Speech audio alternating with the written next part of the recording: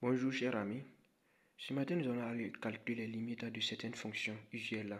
Donc pour la première limite, on demande de calculer la limite de 2x carré plus 1 sur 2x puissance 3. Donc ça fait la limite de 2x au carré sur 2x puissance 3 lorsque x tend vers plus l'infini. On va simplifier. C'est la limite de 1 sur x lorsque x tend vers plus l'infini. Nous savons que ça fait 0.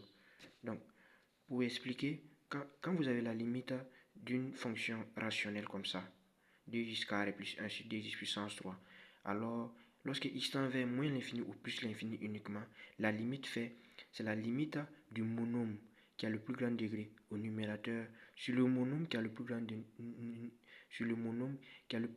au dénominateur. Donc nous avons notre numérateur c'est 2x carré plus 1. Le monôme qui a le plus grand degré c'est 2x carré. Le dénominateur c'est 2x puissance 3. Alors ce monôme là a le plus grand degré. Donc nous avons 2x carré sur 2x puissance 3 lorsque x tend vers plus l'infini. On va simplifier les deux et les deux. Il va rester x carré sur x puissance 3. On simplifie en haut par x carré, il va rester 1. En bas par x carré, il va rester x. Ça devient la limite de 1 sur x lorsque x tend vers plus l'infini qui fait 0. Donc on reprend la limite de 2x carré plus 1 sur 2x puissance 3 lorsque x tend vers plus l'infini, ça fait 0. Donc on va aller pour la deuxième limite.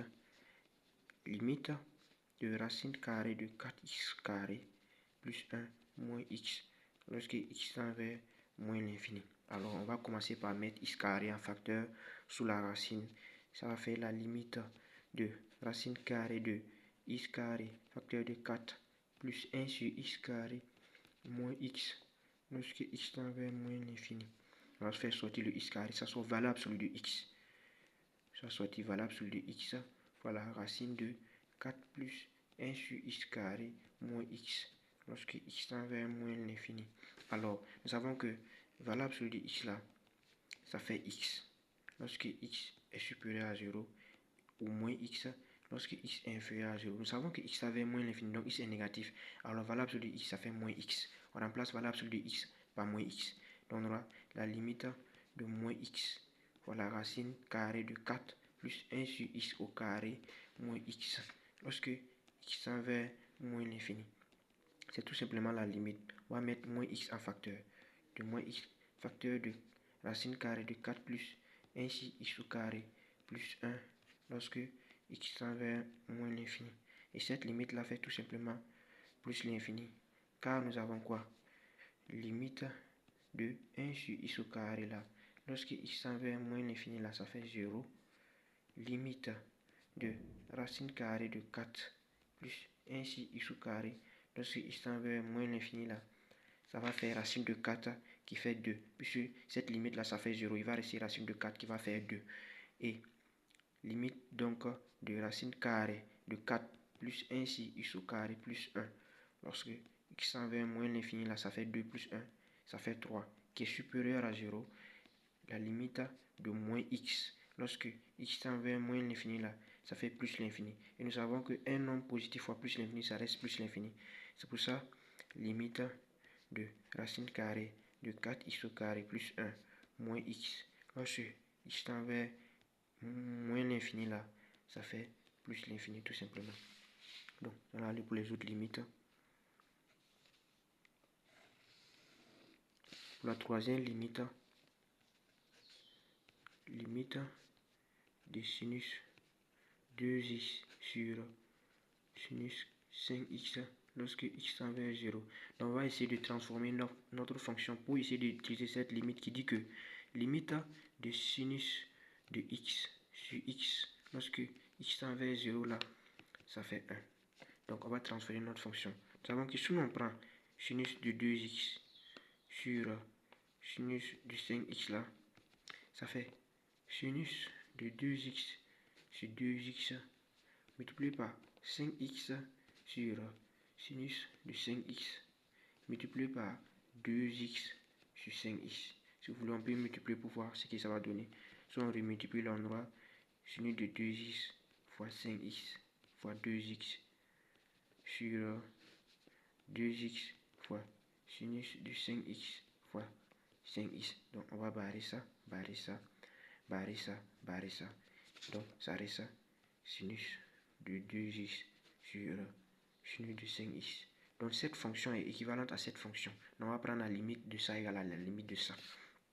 Donc limite de sinus 2x sur sinus 5x lorsque x tend vers 0, c'est égal à la limite de sinus de 2x sur 2x multiplié par 5x sur sinus de 5x multiplié par 2 sur 5. On va simplifier les x, il va rester 2 sur 5 lorsque x tend vers 0.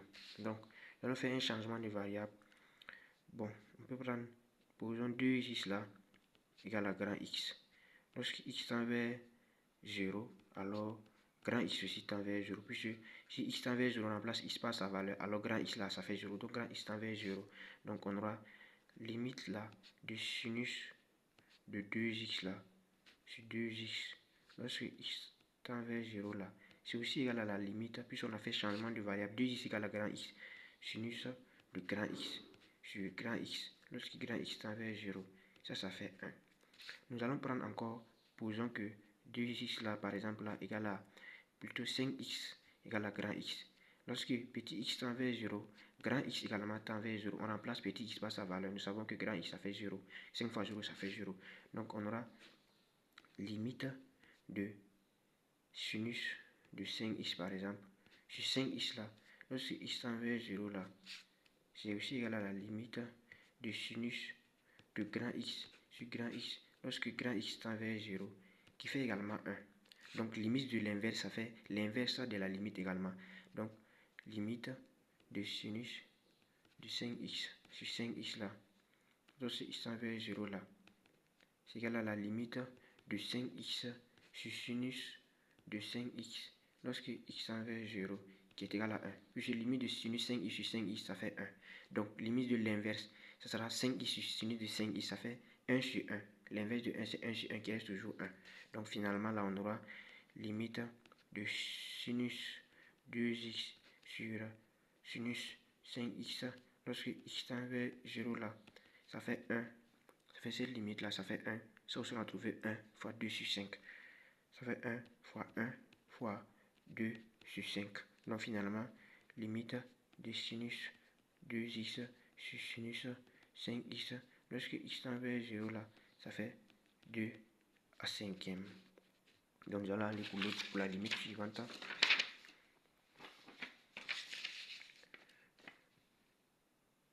Petit 4.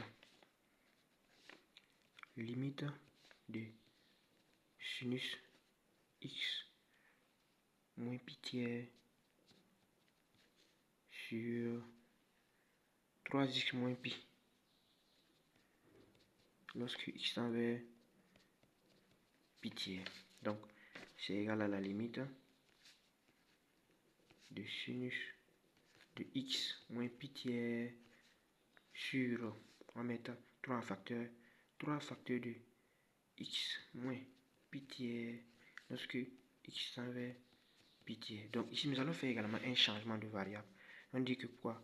Posons x moins pi tiers égale à grand X. Grand X. Donc si x tend vers pi tiers, alors nous savons que grand X tend vers 0. C'est-à-dire qu'on remplace x par pi tiers. Pi tiers moins pi tiers, ça fait 0. Donc grand X tend vers 0. Donc on va reprendre que, pour dire que la limite de sinus de x moins pi tiers sur 3 facteurs de x moins pi tiers, lorsque x tend vers pi tiers là, ça revient à la limite de, puisqu'on a fait un changement de variable, on va remplacer x moins pi tiers par grand X. Ça revient à la limite de sinus de grand X sur 3 fois grand X lorsque grand X tend vers 0. Et nous savons que c'est égal à 1 tiers car limite de sinus de grand X sur grand X lorsque grand X tend vers 0 là, ça fait 1. Donc il va rester 3, 1 moins 1 tiers plutôt. Donc limite de 1 tiers là fois sinus de grand X sur grand X là Lorsque grand X tend vers 0, ça fait 1 tiers fois 1, qui va rester 1 tiers. Donc, la limite de sinus 2x sur sinus 5x, lorsque x tend vers... Non, c'est pas ça. C'est la limite plutôt des sinus de x moins pi tiers sur 3x moins pi, lorsque x tend vers pi tiers là, c'est égal à 1 tiers. Donc c'est la fin de cette vidéo.